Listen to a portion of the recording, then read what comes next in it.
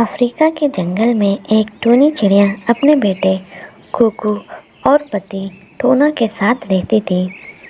Tony کے گھر کے حالات کچھ خاص نہیں تھے۔ اس کا پتی اپنے بھائی کے کھیت میں مزدوری کرتا تھا۔ ٹونا کے بھائی کا نام اس جنگل میں امیروں میں شمار ہوتا تھا۔ ٹونا کے بھائی کا ایک بیٹا سونو تھا۔ کوکو اور سونو دونوں دوست تھے۔ ایک دن ٹونی اپنے پتی سے کہتی ہے، دیکھیں جی، آپ کی تنخواہ سے گھر کا خرچ پورا نہیں ہوتا، مجھے بھابھی کے گھر کام کرنے دیں، اپنے ہی تو ہیں۔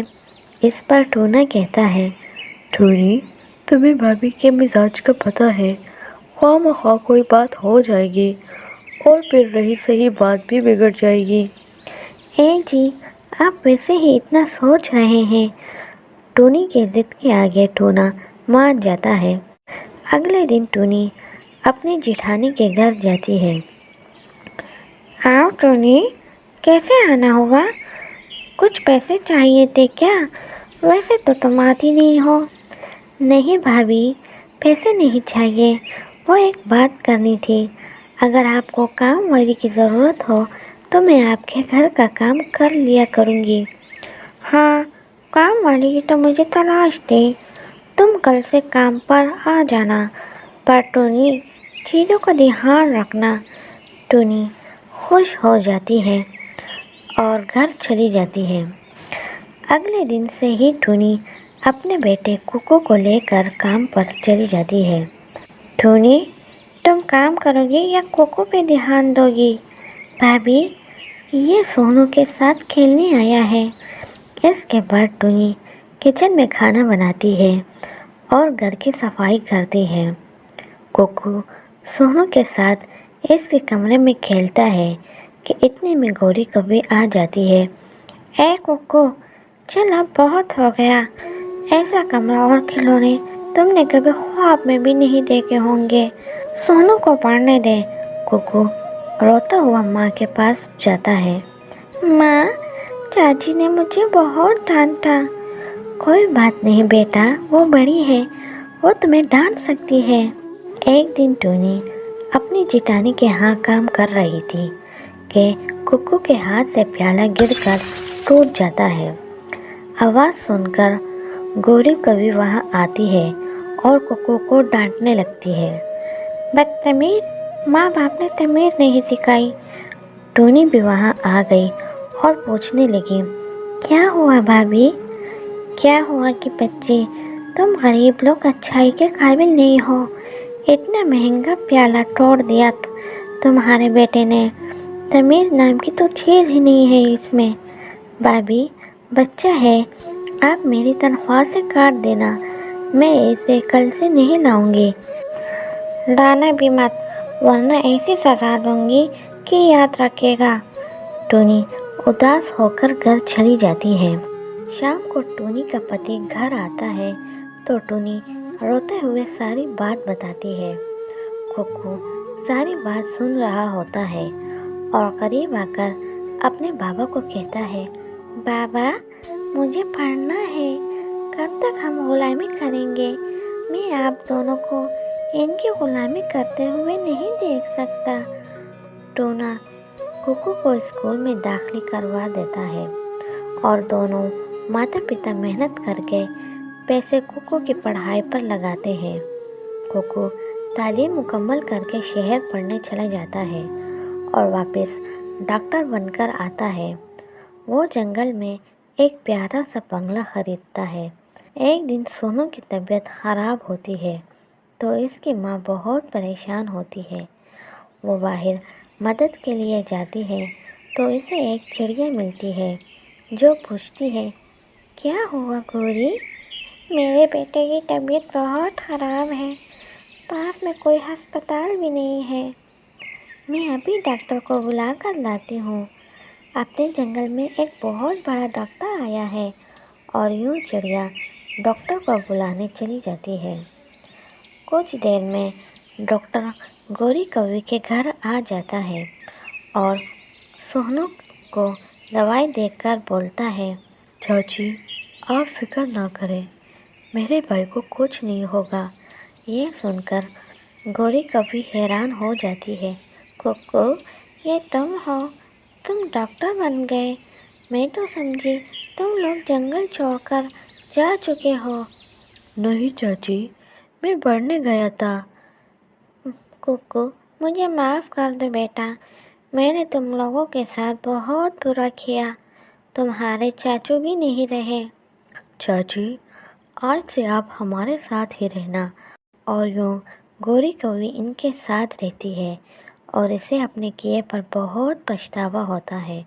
اور دیکھتے ہی دیکھتے وہ چاول بڑھتے جاتے ہیں، یہاں تک کہ تالی سے باہر نکلنے لگتے ہیں۔ سونو ایک غریب گھر میں پیدا ہوا تھا۔ سونو کے ماں باپ اس کی پیدائش پر بہت خوش تھے۔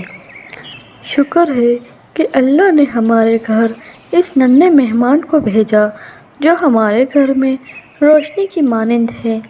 ہاں جی، کچھ تو گھر کے حالات ایسے ہیں، اور گھر بھی اتنا سوہنا تھا۔ وہ دونوں سونو کے بہت خیال رکھتے تھے، اسے طرح طرح کے پھل کھلاتے اور خود سوکھے دانے کھاتے تھے۔ ندی کے کنارے اسے لے کر جاتے تھے۔ دن گزرتے گئے اور سونو اب بڑا ہو گیا تھا۔ وہ میٹرک کر چکا تھا اور اب اعلیٰ تعلیم کے لیے اسے گاؤں سے شہر جانا تھا۔ سنو جی، سونو کی پڑھائی اب پوری ہو گئی اور گاؤں میں تو کوئی کالج اور یونیورسٹی بھی نہیں ہے، تو اسے شہر پڑھائی کے لیے جانا ہے۔ ہاں سونو کی ماں، اب تو میرے پاس جو کچھ تھا وہ میں نے اس کی پڑھائی پر لگا دیا، باقی کھیت بچا ہے وہ میں سیٹھ طوطا کے ہاں گروی رکھوا کر پیسے لے لوں گا، کیونکہ اس کی پڑھائی ضروری ہے۔ اور یوں ٹونا اپنا کھیت سیٹھ طوطا کے پاس گروی رکھوا دیتا ہے اور بدلے میں پیسے لے کر اپنے بیٹے کو شہر بھیج دیتا ہے۔ وقت گزرتا ہے اور سونو پڑھائی پوری کر کے اعلیٰ افسر بن جاتا ہے۔ ایک دن سونو اپنے ماں باپ کو فون کرتا ہے۔ پاپا، مجھے یہاں ایک چڑیا پسند آئی ہے اور میں نے اس سے شادی کر لی ہے۔ بیٹا، یہ تو اچھی بات ہے، پر ہمیں تو خبر کر دیتے، ہمارے بھی کچھ ارمان تھے۔ پاپا، یہ میری زندگی ہے اور میں اپنی مرضی سے اپنی زندگی گزارنا چاہتا ہوں۔ اور ہاں، اب میرے پاس مزید پیسے نہیں کہ میں گاؤں بیچ سکوں۔ آپ لوگ اپنا بندوبست خود کریں۔ یہ باتیں سن کر سونو کی ماں روتی ہے۔ ہم نے سب کچھ لٹا کر اپنے بیٹے کو پڑھایا کہ ہمارے دن پھر جائے، پر ہمیں تو کچھ حاصل نہیں ہوا، اب ہم کیا کریں گے؟ وہ تو مجھے بھی نہیں پتا کہ آگے کیا ہوگا۔ وہ کھیت گروی رکھا ہے، اب تو طوطا سیٹھ اس پر کام بھی نہیں کرنے دے گا۔ چلو، کوئی نہ کوئی بندوبست ہو جائے گا۔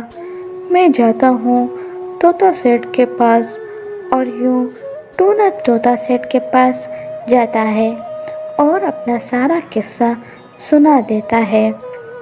دیکھ ٹونا، کھیت پر تو تم کام نہیں کر سکتے، پہلے میرے پورے پیسے مجھے لوٹا دو، اس کے بعد اپنا کھیت واپس لے لو۔ ٹونا اداس ہو کر وہاں سے واپس آ جاتا ہے۔ کیا ہوا جی، آپ اداس لگ رہے ہو؟ ہاں، اداس تو ہوں، طوطا سیٹھ نے صاف انکار کر دیا۔ اب اس بڑھاپے میں مجھ سے کوئی کام نہیں ہوتا۔ کچھ تو کرنا پڑے گا، اور ورنہ ہم کیا کھائیں گے؟ میں جنگل میں لکڑی توڑتا ہوں، وہی بیچ کر ایک دو پیسے کما لوں گا۔ اور اس طرح ٹونا جنگل جا کر لکڑی کاٹتا اور پھر بازار میں اسے جا کر بیچ دیتا۔ اس سے جو پیسے ملتے، اس کی وہ سبزی وغیرہ خرید کر گھر لے آتا اور دونوں میاں بیوی گزارا کر رہے تھے۔ एक दिन टूना लकड़ी काट कर घर वापस आ रहा था कि इसे रास्ते में एक थाली नज़र आती है। वो रुक जाता है। ये थाली किसकी है? चलो घर ले जाता हूँ। वो थाली घर ले आता है। ये थाली कहाँ से लेकर आए आप? ये मुझे रास्ते में पड़ी मिली तो मैं घर ले आया। इसे धोकर इस्तेमाल कर लो। आज खाने में क्या बना है? जी बस थोड़े चावल रखे थे, वो ही पका लिए, बाकी तो घर में कुछ भी नहीं था। अच्छा, मैं मुँह हाथ धोता हूँ, तुम खाना परोसो। टुनटुनी इस थाली में वो चावल डाल देती है और देखते ही देखते वो चावल बढ़ते जाते हैं, यहाँ तक कि थाली से बाहर निकलने लगते हैं। ये देखकर दोनों हैरान हो जाते हैं। अरे ये क्या हो रहा है? लगता है कि ये जादुई थाली है। ज़रा कुछ और डाल कर देखो। और इसके बाद वो इसमें सब्ज़ी डाल देती है जो बढ़ते बढ़ते ज़्यादा हो जाती है। वो दोनों समझ जाते हैं कि ये जादुई थाली है। इसके बाद वो इसमें सब्ज़ी रखते और बाज़ार जाकर बेचते थे। इस तरह वो अपना खेत तोता सेठ से वापस भी ले लेता है और यूँ इनकी ज़िंदगी खुशहाल हो जाती है। अगर वीडियो अच्छी लगी हो तो लाइक कीजिए और कमेंट करके हमें ज़रूर बताइए।